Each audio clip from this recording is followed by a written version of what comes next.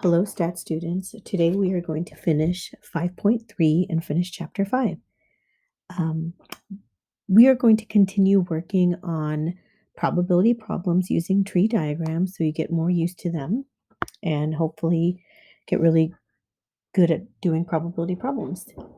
Let's start with the example called media usage and good grades. In January 2010, the Kaiser Family Foundation released a study about the influence of media in the lives of young people ages 8 through 18. In the study, 17% of the youth were classified as light media users, 62% as moderate media users, and 21% as heavy media users. If you add those three, that does equal 100%. Of the light users who responded, 74% described their grades as good, 68% while only 68% of the moderate users and 52% of the heavy users describe their grades as good. So if grades are good, A's and B's, then not good will be the C's, D's, and F's.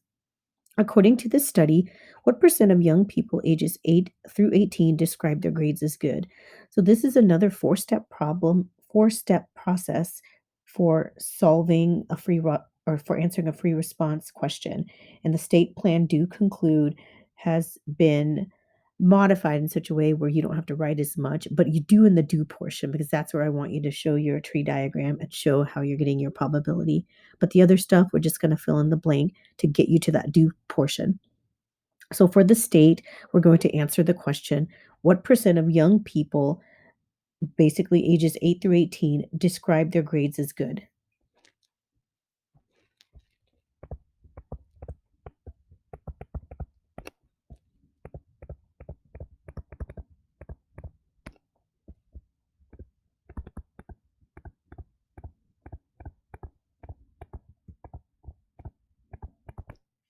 Well, we know the probabilities. The probability that a person is a light user is 0.17. We're going to use proportions for everything. Moderate user was 0.62 and heavy user was 0.21. If the person was a light user, then according to the paragraph, let's see, 74% had good grades.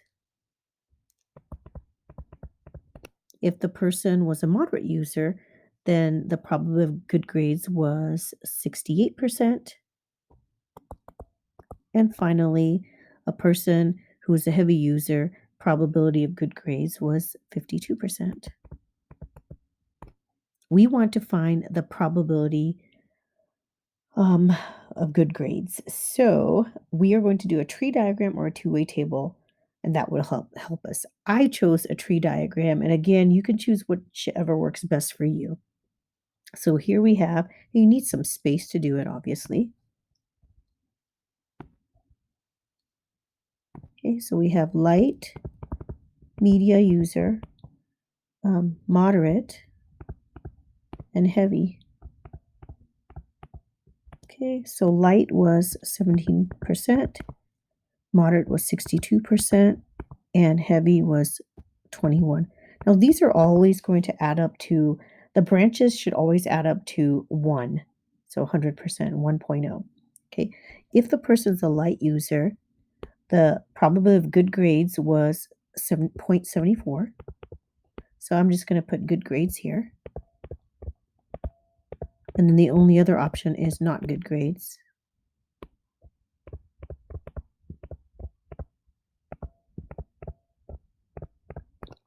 And for moderate, it was 0.68. Oh, I'm sorry, I forgot to finish this.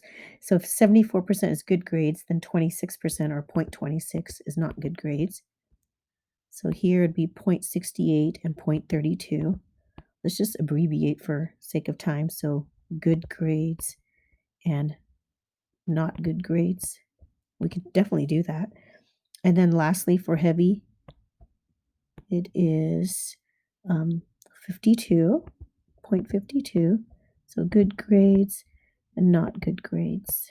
And not good would be 0.48. And then we're just going to follow our branches. So the probability of light and good is equal to 0.17 times 0.74. That is equal to 0.1258.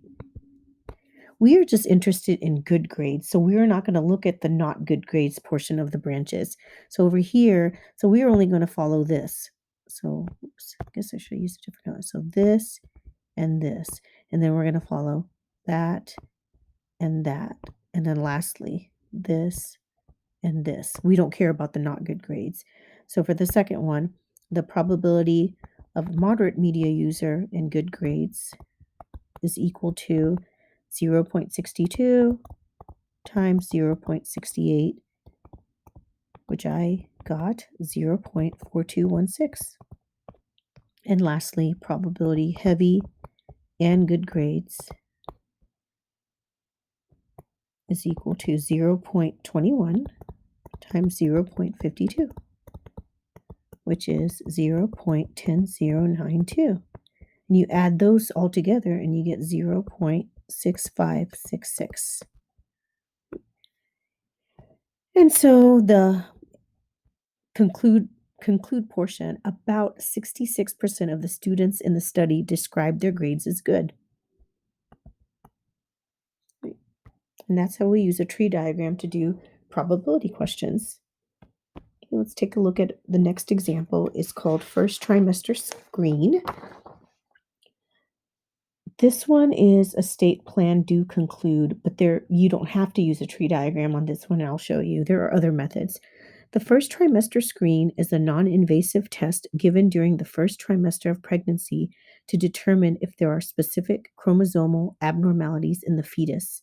According to a study published in the New England Journal of Medicine in November 2005, approximately 5% of normal pregnancies will receive a positive result. Among 100 women with normal pregnancies, what is the probability that there will be at least one positive?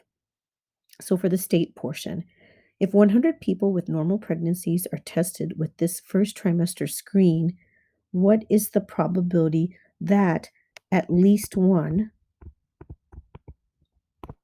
woman will receive a positive result? Plan.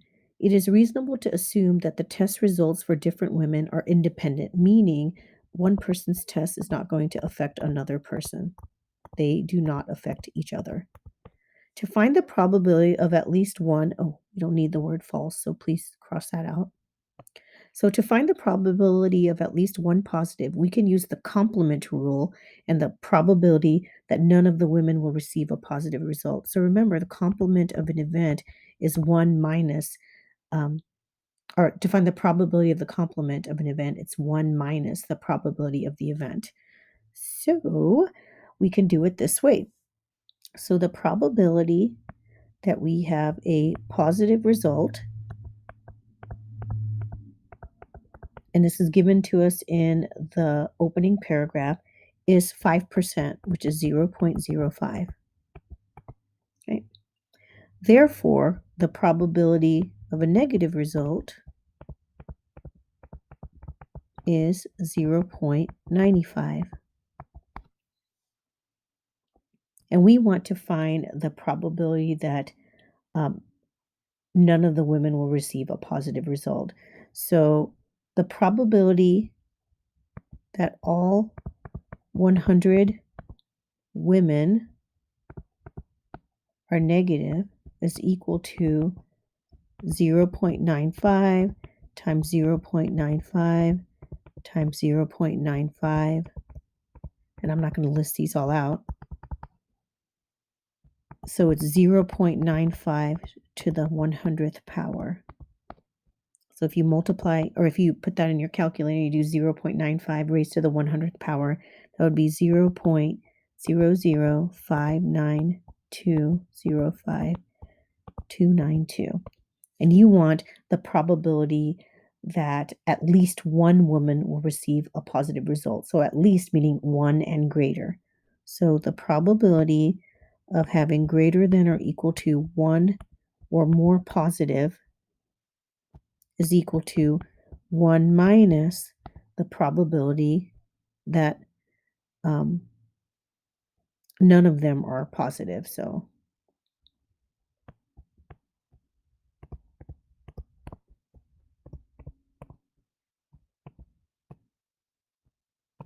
okay. And so that would be, I feel like I said something wrong. So it'd be the probability that all 100 are negative. So that makes sense. Okay. So it'd be 1 minus that 0.00592.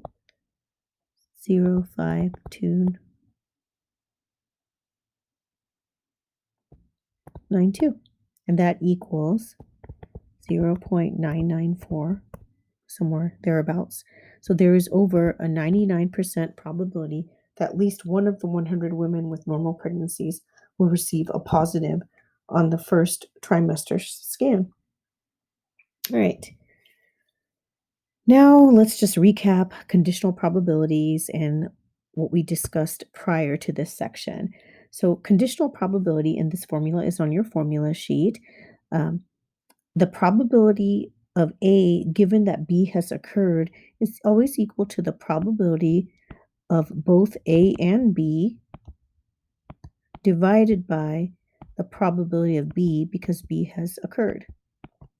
And vice versa. The other one is probability, well, maybe I shouldn't say vice versa. Probability of B given that A has occurred is equal to the probability of A and B divided by the probability of A. And another way you can see this is if you solve for the conditional probability. So probability of A and B, just cross multiply. So that would be equal to the probability of B times that conditional probability of A given that B has occurred. And I won't do the other one.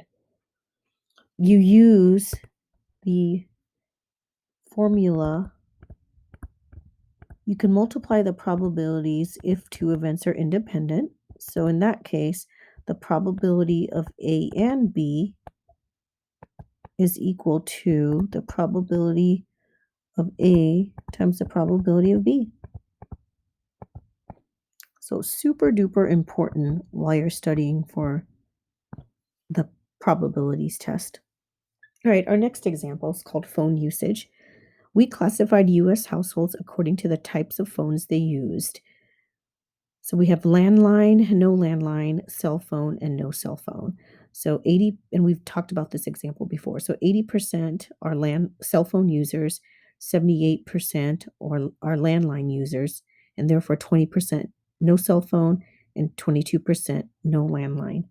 What is the probability that a randomly selected household with a landline, so already has the landline, so given that the landline has happened, also has a cell phone. So the way to properly write this, what is the probability that a person will have that a randomly selected household, will have a cell phone given that the selected household already has a landline? So in that case, the denominator is going to be the probability that the landline has already been selected, and the numerator will be probability of cell and landline.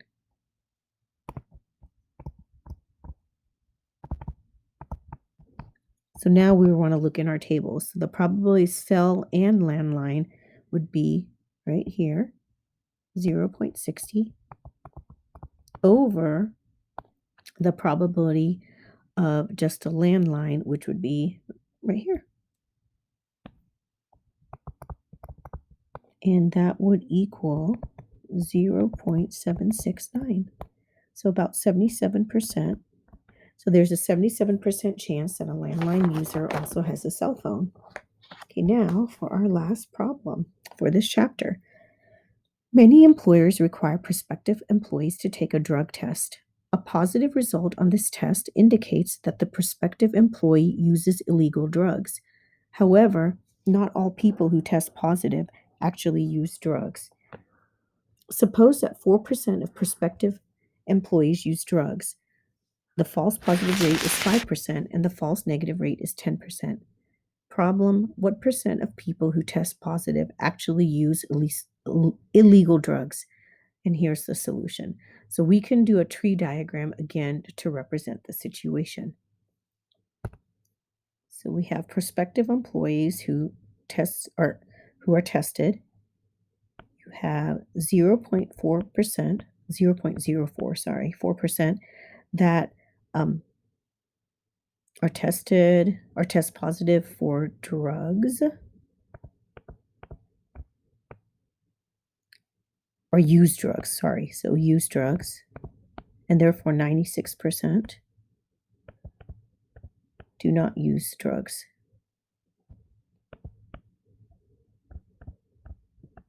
All right. So that's where the 4% helps us. The false positive rate is 5% and the false negative rate is 10%. So here, no drugs. Our false positive is 0.05. So let's put false positive. And so 95% is negative. And the false negative rate is 10%. So if they use drugs, our false negative is 0.10.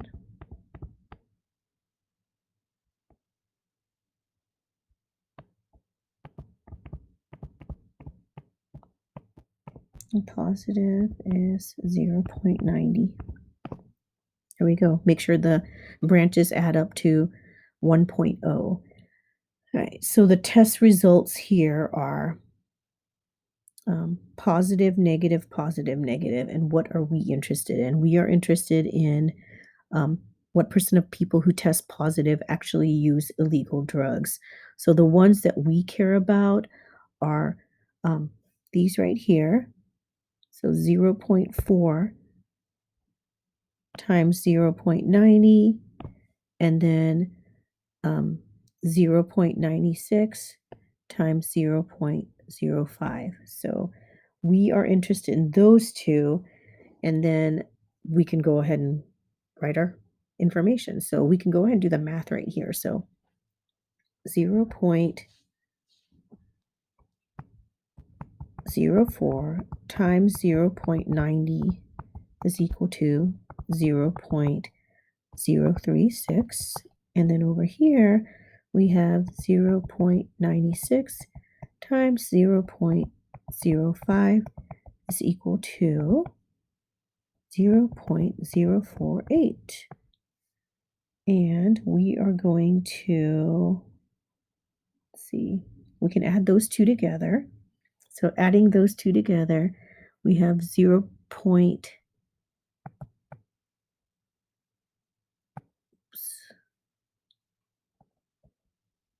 So we have, it's going to bother me if I don't erase it. Okay, so we have, let's just add these two together. So if we add those two, that's 0.084. Right, so now we can write our information, write our proper notation. So what's the probability that a person takes drugs given that they tested positive? So what percent of people who test positive, so the testing positive is the condition, so conditional probability here, also or use illegal drugs. So what's the probability that they're using illegal drugs given that they've tested positive? So positive test. Oops. Can't write today. So that is the denominator is going to be testing positive, and the numerator is going to be the probability that a person took drugs and had tested positive.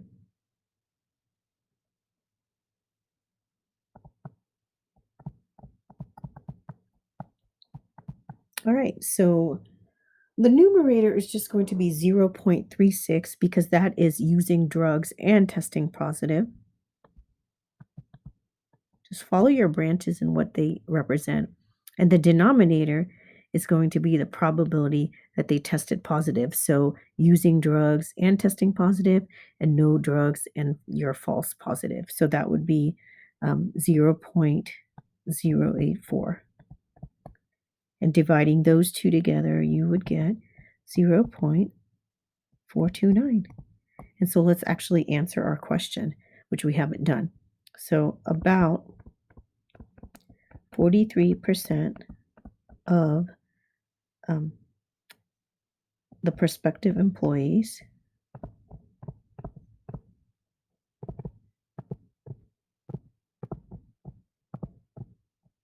who test positive actually use illegal drugs. And those are your notes for Chapter 5. Have a great day, Stat students.